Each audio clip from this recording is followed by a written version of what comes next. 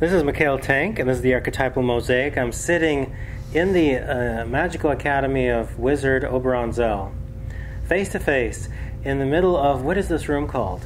Well, we've called it, it's really the sanctuary, but we also refer to it as the Museum of Myth, Magic, and Mystery.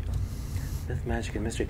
I can tell you that it's surrounded by tremendous archetypal images, figures, and I'm seeing a lot of goddesses and historical elements. What do each of these archetypal items signify? How valuable is each piece to you? Wow, well, these items really represent a lifetime of collecting just things that held my interest, which is pretty much everything, but particularly things pertaining to evolution and cosmology and history and magic, and most especially the history of the goddess and goddesses. So the big part of the collection is the 360 or so goddess images from throughout history and around the world that's over in those cases. And that was Morning Glory's particular devotion. My late lamented beloved soulmate, after 40 years together, she died a couple of years ago of cancer, and it was really quite a tragic loss. She was truly amazing. The archetypal priestess. God bless her spirit. Yes, and she's very much a part of this. All of this was a part of our life, and and our work together, and everything really. So after she died, after wrestling with what to do with the next phase of my life, it seemed like bringing this into a public venue would be the best way to carry on the legacy that we'd created over our time. I see there's a Russian matryoshka in there. Oh yeah, the nesting doll. What does that represent in terms of archetypal power? Oh well, those guys, the Russian nesting dolls, to me they represent the structure of reality and the universe and everything. I mean, they're wonderful because layer within layer within layer, a dweem within a dweem, as it goes. It's but each of them have their own significance. But that particular one, I'm very fond of for that. Dream within a dream is Edgar Poe, right? Well, I was actually quoting the reference with the accent from The Princess Bride, but yes, it is.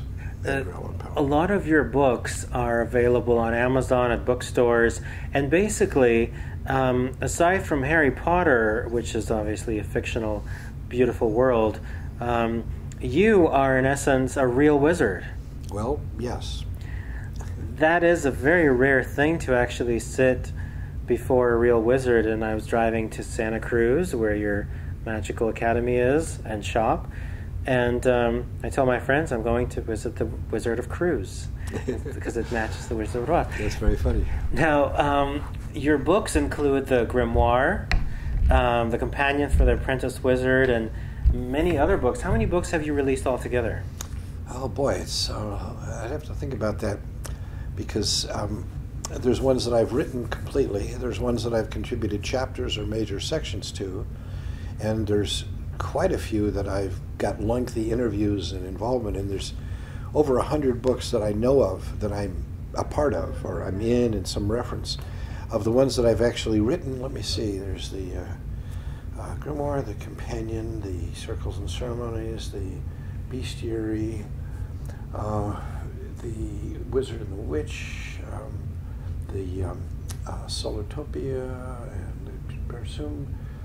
So I guess about half a dozen that I've actually written, and others that I've contributed in major ways to.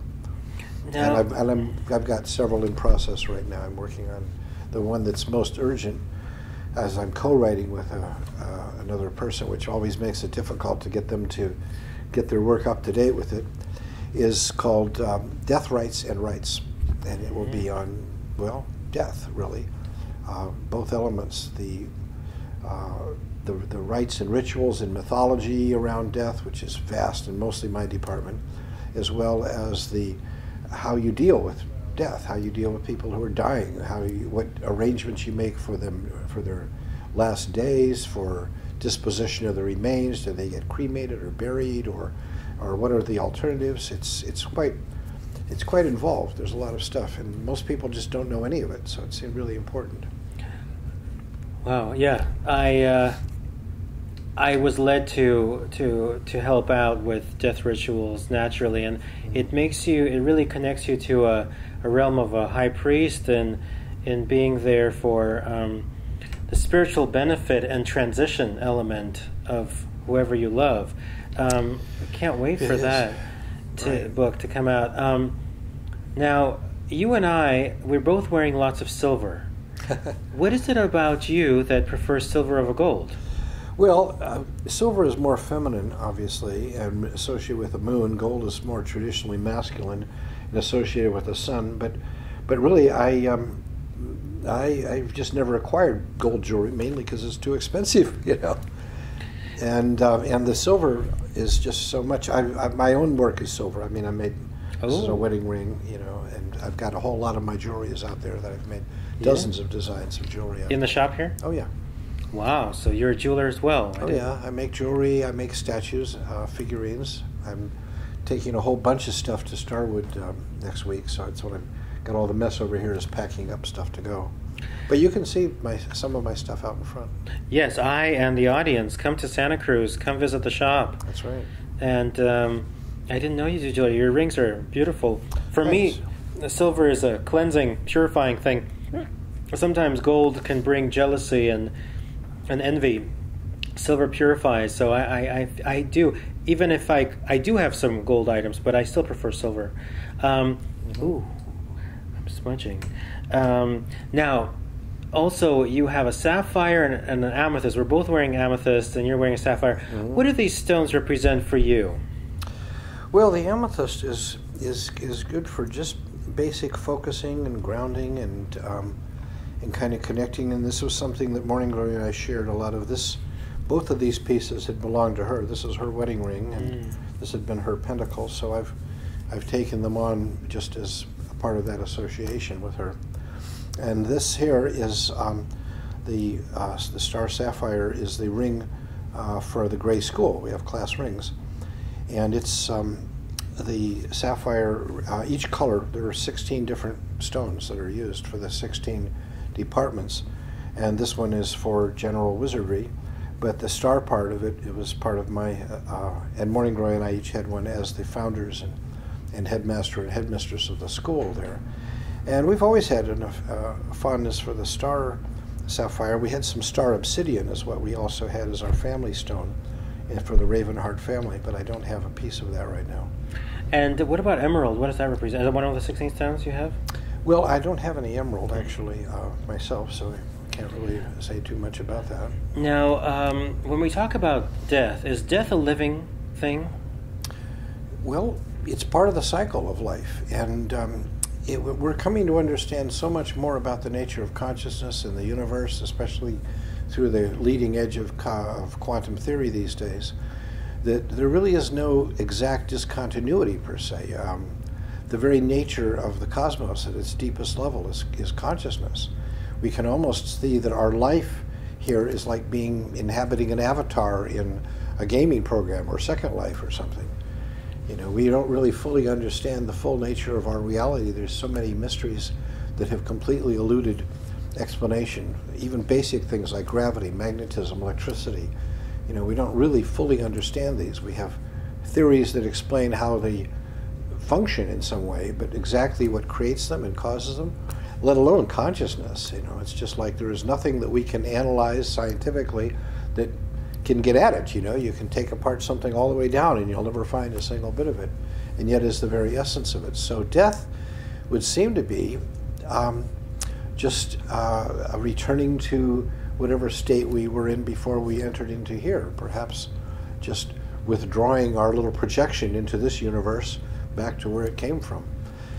Do you still communicate with your love? I do very much, especially through dreaming. She was a dreamer. She was really a dream walker, and we did a lot of our communication with dreams. How we found each other in the first place was through dreams that we had 2,000 miles apart. And so I very frequently have dreams in which she and I come together and kind of catch up with stuff. What's interesting of these is that there's a full awareness of the state in these. These aren't just like some kind of dream we're out there. It's like, oh, here you are, you're dead. Yes, I'm dead. Okay, that's fine. We get that. Now what? You know, where are we going from here? Well, there's some things we have to talk about and deal with, and that's okay. That's great. And it's really just amazing. It's like having an experience with her physically present. Virtual reality. Yeah, it's a virtual reality. Exactly. And do you sometimes look forward to going to bed just for that? Well, you know, I don't really think of it quite like that. I mean, it's not like this happens every night. There are lots of reasons I look forward to going to bed. Some of them because it's just been a long day and I'm really beat. And there are times when I feel particularly in tune, or I'm seeking a communion or a message, or have work to do in the dreaming. I do a lot of my visionary work. I'm an artist, and I derive a lot of my inspiration from images that I get, that I bring back from the dreaming. You know, the symbol of the Gray School, the Pencadus, which is on the cover of the grimoire up there that you saw, was something from the dreaming. It looks kind of like a medical symbol in a way. Well, it's the medical symbol of the caduceus is embedded into it, but it's not really. It's an interesting twist, the history of that. It's not really the medical symbol that the people see. The traditional medical symbol was supposed to be the staff of Asclepius, who is regarded as the founder of medicine. But that was just a single serpent around a staff. The image that they adopted is actually the caduceus of Hermes, which has a completely different meaning in history. But these two got conflated in during, I think it was World War I, when they had officially adopted it, and they just picked the wrong symbol, and now it's totally associated with medicine. What does the serpent represent medically? Anti-poison? Well, the wisdom, the immortality is probably the major part of it. Historically, the story that of Asclepius is really where it begins, and that occurred during the first plague of Athens. That was a very famous plague, and the people came to Asclepius because he was the wise old wizard, and they said, "Hey, we're all dying from the plague. What do we do?" And he said, "Well, do exactly what I tell you." And they said, "Okay." He said, "Go out into the countryside and find snakes. Get all the snakes you can possibly find and bring them into the city and turn them loose under your houses." And they go, "Okay, if you say so." And so they did, and of course the snakes ate the rats, and that ended the plague. And that was the beginning of his fame. He was eventually deified. His temples became the first hospitals, or the temples to Asclepius. And so he became the father of medicine for this. And so the staff with a serpent around it was his symbol, essentially. But we also have associations of the serpent with immortality, like in the legend of Gilgamesh, where Gilgamesh has to go retrieve a branch from the tree of life, which by now is submerged under the waters of the Persian Gulf, which is where the Garden of Eden was. And he dives down, he brings it back up, and he's really beat from the dive, and he lays down on the shore, takes a nap, and when he wakes up, a snake has crawled out of the ground and seized it and disappeared into a hole.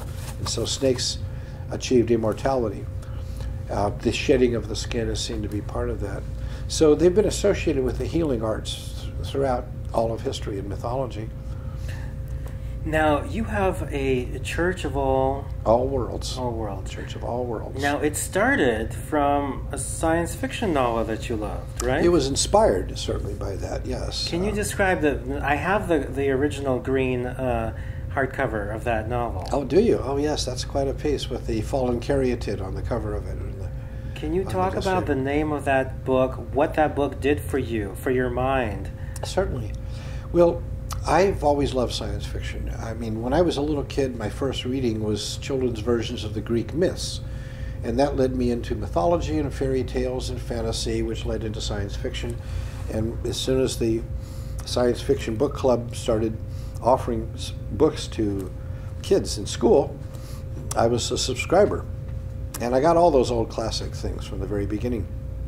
During the 1950s, Robert Heinlein, the author of Stranger in a Strange Land, did a series of 12 juveniles. And they were sort of the Harry Potter novels of that time, or for my generation.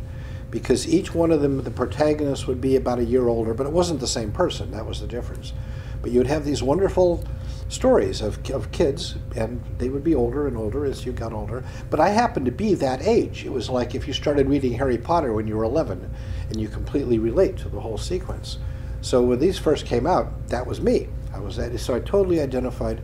And these were all lessons. They were all lessons about what it means to be fully human in the deepest level. But only science fiction can really offer you that answer, because you have to have a basis of comparison. And in compared to what? So with science fiction, you can have alien races and civilizations and cultures and people, and you can say, well, what does it mean to be human in this context? Kind of what Star Trek was all about, that same kind of an idea. Well, if you've seen the movie Pleasantville, that was, well, it's about high school in the late 50s. And every story about high school takes place in the 50s, in those days. I mean, the Archie comic books, the Happy Days, all these things, there was something about the late 50s that sort of encapsulated the whole idea of high school. Pleasantville is a terrific movie about that. It shows that transition of that era. And that was me. I was in high school in suburbia, and it was just like in those TV shows, Father Knows Best and Leave It to Beaver and all those things. That was how it was.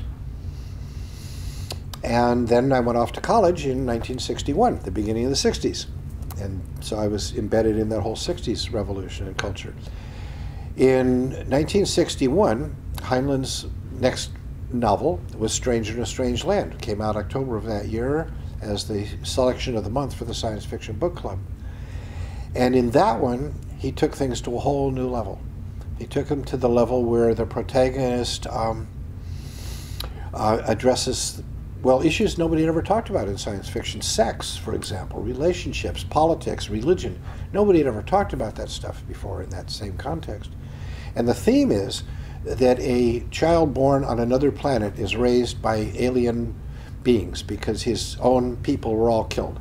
It was, they used Mars as the example. So the first expedition to Mars crashes, everybody dies, but one of the women was pregnant, and the baby was saved by these ancient, wise Martian race who raised this kid up.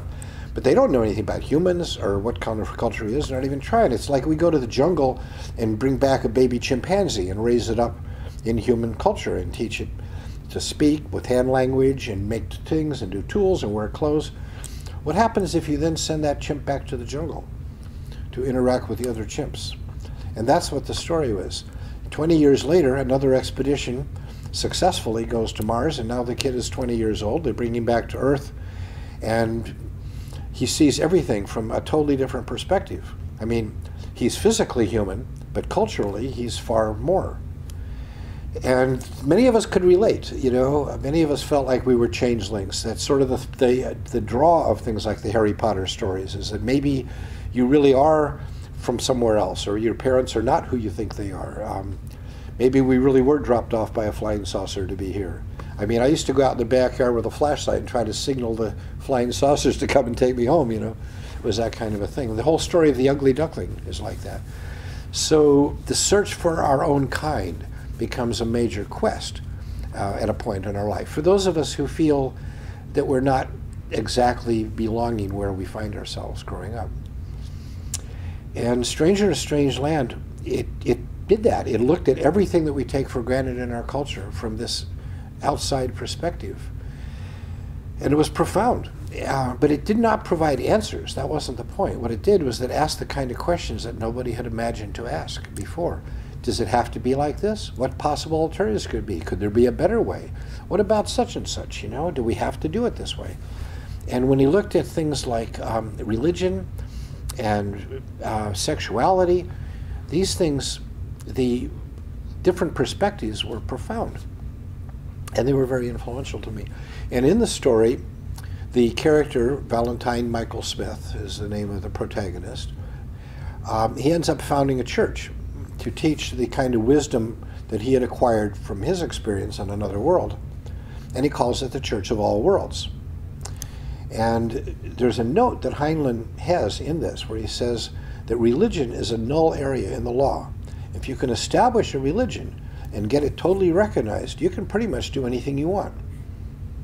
And we went, wow. So I followed the prescription. It tells exactly how to go about it. You know, you go and you get a ministerial certificate from some small Bible college somewhere that just, you know, isn't a big deal. And you file this particular paperwork and you do this particular stuff. And we went through the process and we incorporated legally. Now, we started the Church of All Worlds really right after reading the book. My first water brother, my friend Lance Christie, and I, we shared water. Sharing water is the primal sacrament in the book, in the Church of All Worlds, and as well in the real life, because water is that one essence that unites all life.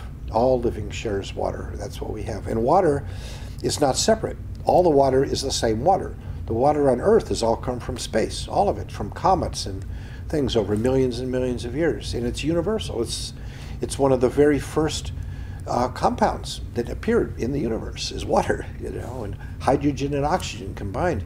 And it's everywhere. It's older than the stars, older than the galaxies. And yet it's a part of us. It's a part of our world. So it's really a great symbol, especially now that we're in the age of Aquarius. So it's particularly cool. So the sharing of water is an affirmation of that kinship, basically. And there's many levels. You can take it to the deepest level of lifelong bonding, or you can just pass it around a circle and say, well, we're all part of the circle of life. But the deeper level takes it to like beyond marriage, beyond kinship, into this very deep, intense thing. And Lance and I did that on April 7th, 1962. And we pledged ourselves to dedicate our lives to actualizing these principles and ideas and ideals that we had encountered in our reading and our studies and in our life, and the conversations we had late into the night, and the kind of questions asked in this book and many others. And a few years later, after having it be several years kind of a secret society, we'd find somebody else that we thought was cool. We'd turn them on to the book, you know, and if they really liked it and they'd come back, we'd say, well, I offer you water. So it kind of grew in our college years to a group of about 100. And after we left and went off to graduate school, we entered into a kind of a conversation. Should we continue this being sort of a secret underground brotherhood, fraternity, and sisterhood as well, of course, or take it public? And we went round and round about that. And as usually the case with us over the years, we decided to do both. So Lance was selected to head up the underground aspect of it, which initially became the Atlan Foundation and is currently the Association for the Tree of Life, because the acronym ATL is an Aztec word, Atl, that means water. But it also has the esoteric meaning of the ancient lost homeland of our ancestors, i.e. Atlantis. So it was a pretty cool term. Mm-hmm. And we studied ancient language. We have used a lot of those kind of things. We'd pull something out of, oh, wow, here's the term in ancient Sumerian. That's really cool, you know. And so we did both. And I was selected to head up the Church of All Worlds and to take it public. Lance and I were Kirk and Spock to each other for our entire life. Were you Kirk or Spock? I was the Kirk. He was the Spock. Yeah. All the way down the line. It was quite uncanny. And we had just a wonderful lifetime bond. He died of cancer a few years back, 2010, at Samhain, pancreatic cancer. Cancer has been a plague of our generation, and that's another whole story I could talk about, but it's a little bit beyond this. Have you met the author, the original Robert? Oh, yes, yes. How was that? How many times, and how was that experience meeting Robert? Well, I only got to meet him personally once, but we corresponded for years. As it turned out later, I found out that I was the only fan that he corresponded with. He didn't with people. Mostly his wife, Virginia, would just send out a little form letter saying, you know, Mr. Heinlein is busy writing his next book. Thank you for your interest. But because of the Church of All Worlds that I'd created and the newsletter that we had about it and stuff, we entered into quite a wonderful conversation by mail. I've got like 40 pages of our correspondence. Do you think you'll ever make a book out of that? Well, I've thought about it. I published some of it in Green Egg, which is our magazine, mm-hmm. and I've had a few requests for the copies of it for various Heinlein biographies in the archives, but you know, perhaps, I mean, someday I'd love to do more books. One of them would be a whole book on the Church of All Worlds. Yeah. which is quite a story. And for the Church of World Lords, is there a Bible of sorts? Well, I mean, Stranger's Strange Land is as close as it comes to a scripture in that sense, but we know it's a science fiction book. We don't think that this really happened, you know. I mean, it happened, 60 years ago in a future that hasn't yet come to pass, which is really fascinating, you know. What would be the objective of the church, if you were to describe it so that people would...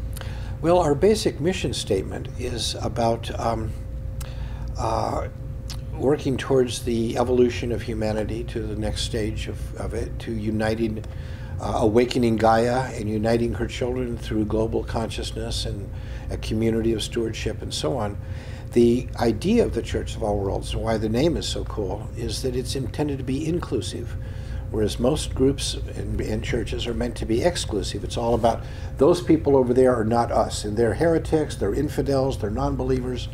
And our approach is that everybody who wants to come here is welcome, Beautiful. Which is very different. And of course, we only have one rule.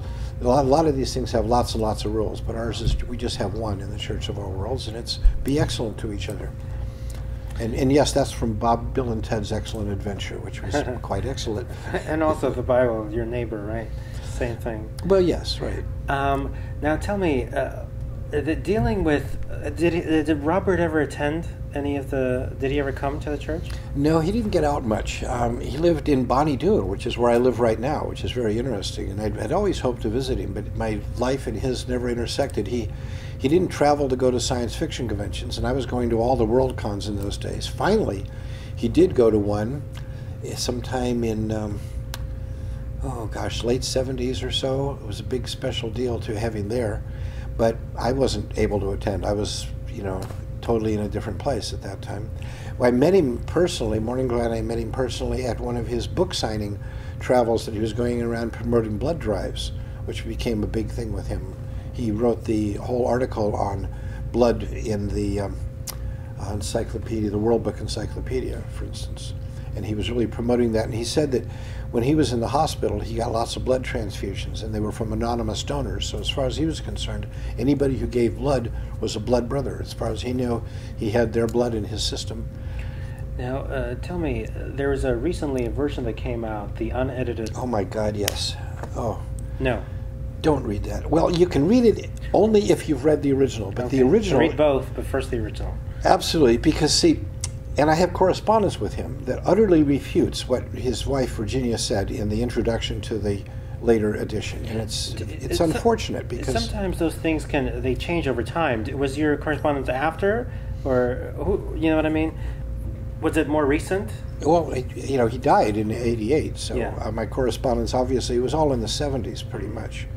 And then I disappeared into the mountains for a decade. And then when I came back out again and we started publishing Green Egg, I was all set to send him the new issue, because we'd resurrected it and catch him up with stuff. And he died just before it came out. It was at Beltane of 1988. And that's interesting. That's right when I got to this country. Oh, is it? Wow. Well, that's when he died. It was really sorry. But he died really well, I must say. My goodness, he wrote his last book, To Sail Beyond the Sunset. He wrapped it up, tied all the loose ends together, had all the different characters interacting from all the stories, and he finished it off with a great line, and we all lived happily ever after. And then the box of the first editions came from the publisher, and he opened the box up and checked it out and loved the cover, went upstairs to take a nap and never woke up. Now that is a good way to go. That is a good way to go. Complete your work, see the final last bit, yep, and then be done. Amazing. Do you like that book? Oh yeah, I love it.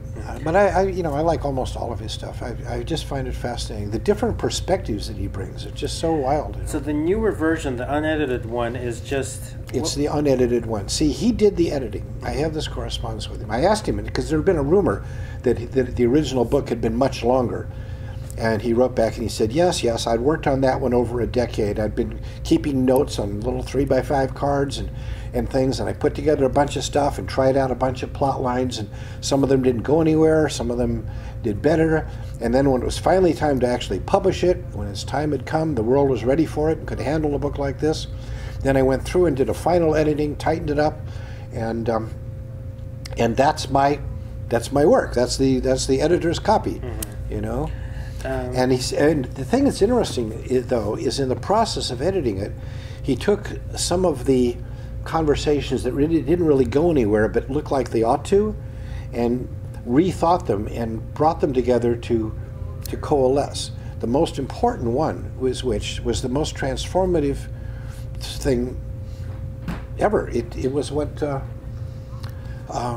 his definition of love in the book, in the original edition, as that condition in which another person's happiness is essential to your own, laid the foundation for the entire sexual revolution of the 60s. Wow. I mean, this came out the same year the pill was invented.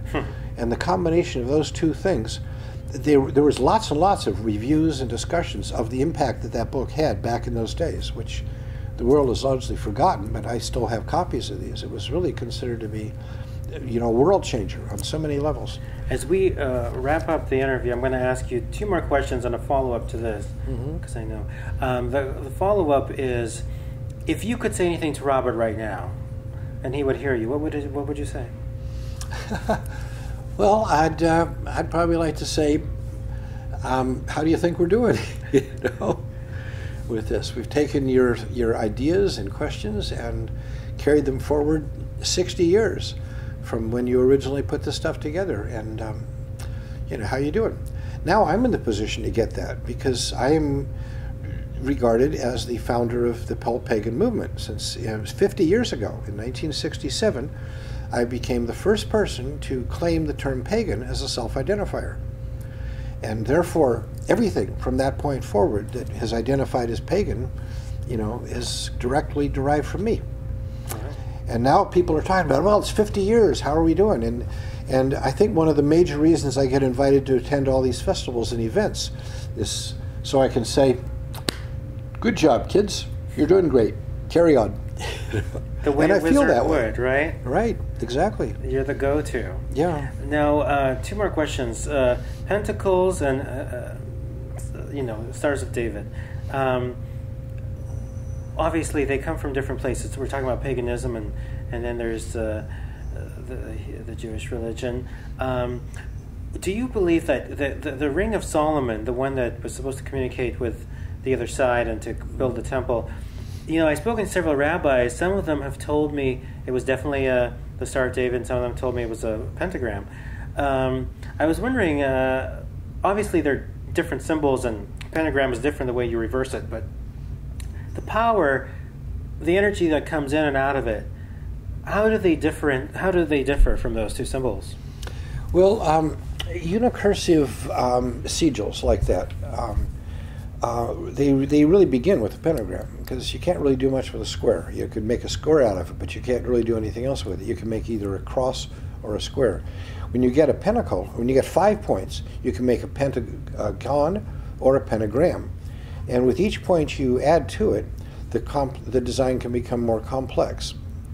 From a magical point of view, the tracing the lines is like a mandala that leads your consciousness and your thought into deeper levels, because it has no end, but it's all these angles and goes back and forth.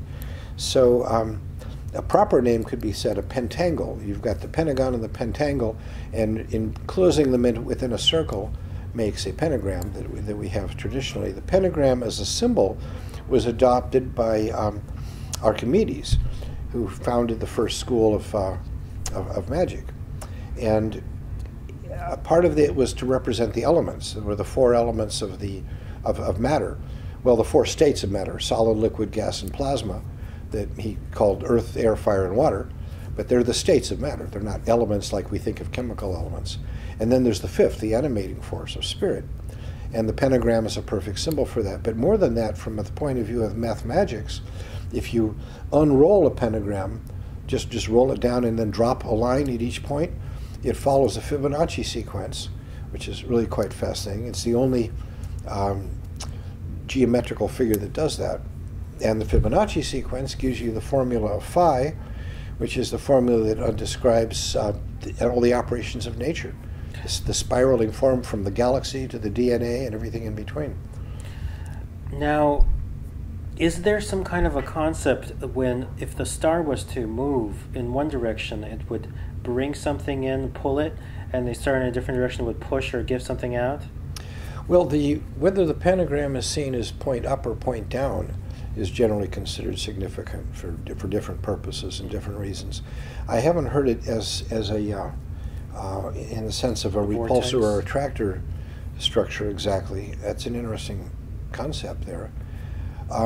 It's used as a protective sigil.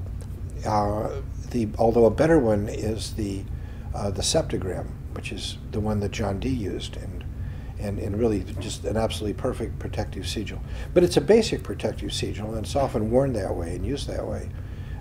Whether people wear it on their body to protect themselves against any untoward invasions of any sort, or whether they put it up in their windows as a sigil to protect their homes or spaces.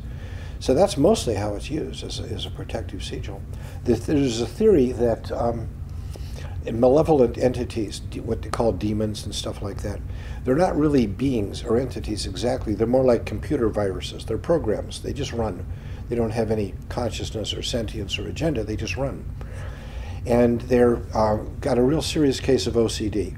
So that if you give them something to run in that they can't get out of, they just get stuck there. So it sort of becomes a trap. And so pentagrams and heptagrams and things like that work for that. The unicursive sexagram seems to have been created by Aleister Crowley. Nobody seems to have thought of that beforehand. At least we don't have any ancient representations of it, which is kind of interesting. But this is why you throw rice at people after a wedding, for example, is so that the evil spirits will get caught up trying to count all the little grains of rice and totally lose track of the couple who disappears off on their honeymoon. I never knew that. Yeah, that's the theory behind it. That's fantastic. Oh yeah. Magical thinking. It's a whole realm of stuff. Yeah, you said some fantastic things, and you're a wonderful storyteller, by the way. Oh, thank you. When you were speaking about two things previously in this interview, I just got lost in your. Usually, I'm in full awareness of the interview, but I'm just got lost in your storytelling. Last question for this session, for this interview, is magnetism.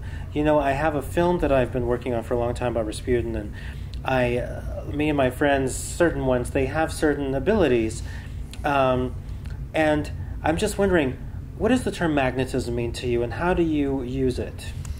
Well, the term, it depends on how you're using it, of course. You can talk about the magnetism of a physical magnet or lodestone, or which I think you're referring to is like personal magnetism and psychic magnetism and that kind of stuff.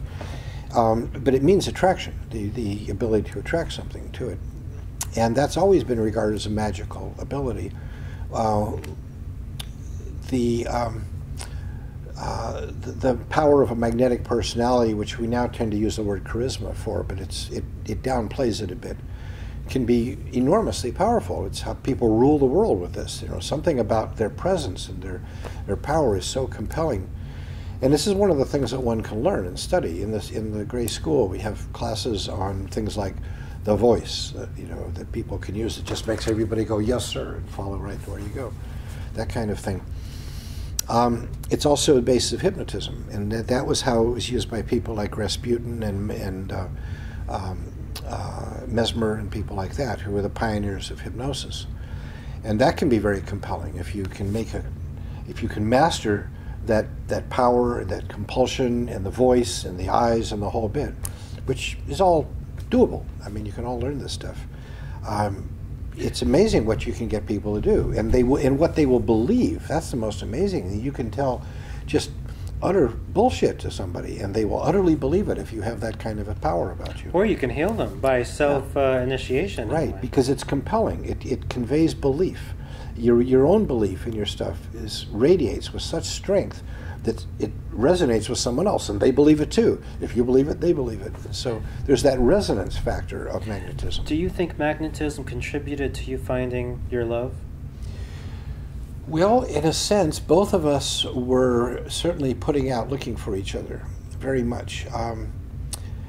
But it had much more to do, I think, with us reaching a deeper place. That we were communing through other layers in the dreaming, really. I mean, she dreamed of me 2 years before she met me, for instance, and I'd had her in the back of my dreams. I'd keep having this mysterious presence, and very much of an association with the goddess. You know, part of my coming to understand and relate to the goddess, which was a profound revelation in my life that took place in 1970, beginning with an acid trip at the total eclipse of the sun in the spring, and culminating with another amazing visionary experience in September of that same year, was also the time that I started seriously getting turned on to and studying the whole history of the goddess.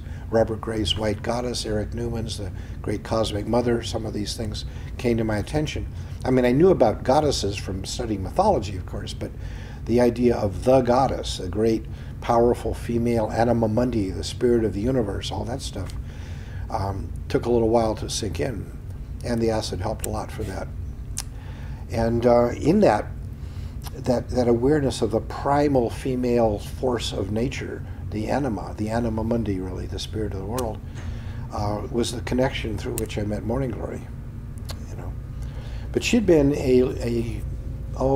sort of the village witch in Eugene, Oregon, as growing up, and was just desperately looking for her people, because she was just all alone out there. And nice little hippie town, lots of nice people and stuff, but nobody quite like her.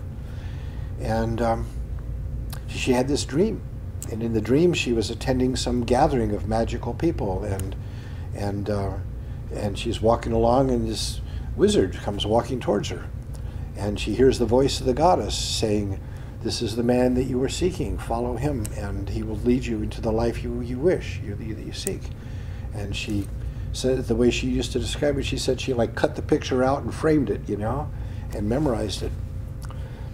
And then a couple of years later, she heard about this gathering, and it was the 3rd annual Gnostic Aquarian Festival in Minneapolis. It was sponsored by Llewellyn, and I was invited to be a keynote speaker because of the writings I've been putting out over the past couple of years on Gaia, on the theogenesis writings. I was the one who was first writing about the planet being a single biological entity, a single living organism. And this was several years before James Lovelock's Gaia hypothesis stuff became popular. But this had permeated the whole pagan movement. Everybody was like, whoa, this is incredible. And it unified the whole pagan community with a common theology. And so I got invited to attend this conference. It was the first time I had been invited to go out and talk about stuff. Now I do it a lot, you know. And so she hitchhiked across the country to attend this event, which was at fall equinox of 1973. And she signed up for my workshops, and we met in that context and fell madly in love, and all of that stuff. It was really huge. And she ended up coming home with me. But while we were waiting for the car to come around, because we had a bunch of us piled into a van, she was standing out in front, or we were both standing out in front of the lobby, where they had the tables that had the program books, which she had missed as she had come through, and she had missed it in the mail as she'd been hitchhiking, and hadn't seen the program. So while we're waiting, she picks up one of the program books, and she's leafing through it to find out what it said about me. And there is this picture of me, which was the picture from the dream. And she looked at this, she looked at me, and she said, this picture of you, you don't look quite like the picture. When was this taken? I said, well, it was a publicity photo I had done about 2 years ago. So that was it. That kind of did it. And our whole life was like that. Our whole life was bounded with amazing synchronicities. And I just wish we could have had another 40 years, because it was amazing. Yeah. For me, my soulmate is actually somebody who's passed on, who is a family member, and she was my greatest inspiration. So we had 36 years together from my birth. So wow. It was. I understand the feeling of that is there's nothing like it. No. Nothing can come near it, and it lasts forever. That's right. And it's still there. I mean, the connection is still there. You know, it's I miss her physically, though. I just really, really do, because in all those years, we slept together, and held each other through everything, and had all kinds of adventures and wonders, and we were just so attached to each other. I expect to roll over in bed at night and have my arms around her and not. Yeah. Mine was, of course, platonic, but the power is extreme. It is. Is there anything else you'd like to share with the audience? Oh my goodness, there's, I guess one thing is to say that this year I will be 3/4 of a century old. So I guess it's some kind of a watershed of some sort, and I'm still here and still keeping busy. 7 and 5 are some of my favorite numbers. 3 is my favorite. Well, they're good. They're good. They are. Yes. Well, and stay tuned. I've got books I'm trying to write. I've got work to do, journeys to take, and some stuff that could have a really significant impact, which I would love to be able to talk more about, but I can't quite at this point, really. Yeah, but you got to reserve that energy. Right, but you'll be hearing more about it. Can you share some of your websites so the audience can visit? Certainly. Well, the school is greyschool.com. That's GREY school.com. And it's awesome. That's really probably my biggest ongoing project is the School of Wizardry. It's huge. We've got 370 students in 50 countries around the world, over 480 classes, a couple dozen teachers, and I am so proud of this. It's just awesome. It's been going on since 2004, so that's really good. And so grayschool.com, you want to see that's my most current. The Church of All Worlds website is caw.org, and if you go to that, you can look up events and find out what events we're holding on our land, which is, we've got this wonderful land, 55 acres up in Mendocino County. That's where Morning Glory is buried. She was buried in a green burial, and the land, through her and her burial, became designated as an official graveyard for green burials, so it's a legal cemetery now, which is really quite profound, something we spent a lot of time trying to achieve. You don't have to be cremated. If you don't want to go through the burning times again, you can be planted in the ground and, like her, have an apple tree planted on your grave, as she has. And there's that. The magazine that I've published for many years, Green Egg magazine, you can look that up. Why Green Egg? Well, there's lots of reasons, and different stories were given every time somebody asked. The most logical one being that it's a symbol for the earth, the earth, a great green egg that is waiting to be hatched with infinite potential inside. You don't know what's inside until it hatches, kind of stuff. So it's a great metaphorical concept. But it originally derived from the fact that back in those days, we're talking 1968, the only means of producing multiple copies was a ditto machine, which used this really cheap kind of a weird ink stuff that came in just a few colors. It came in what was supposed to be black, but just was really a pale gray, and a fairly acceptable purple, and a kind of a pale washed out red, but it was still more red than pink, and a pretty nice green. So we decided that we would put out different levels of newsletters for the different levels of the church, because the church was organized in 9 circles to represent what in those days was thought to be 9 planets. Now the outermost one is the Oort cloud, which is cool too. But and moving inward, you move in. So those are set up in 3 rings, because we figured it would be a 3-ring circus of 3 circles each. So we designed newsletters for each of these. So for the innermost one, we call it the Violet Vision, and we printed that one in the purple ink. And for the general membership level, for the Scion level, we only use the red, and we call it the Scarlet Flame. And for the outermost one, we just use the green ink, and we call it Green Egg.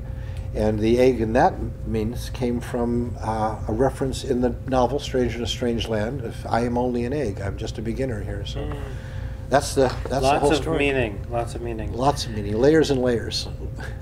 Thank you so much, Wizard Oberon Zell, for being on the Archetypal Mosaic.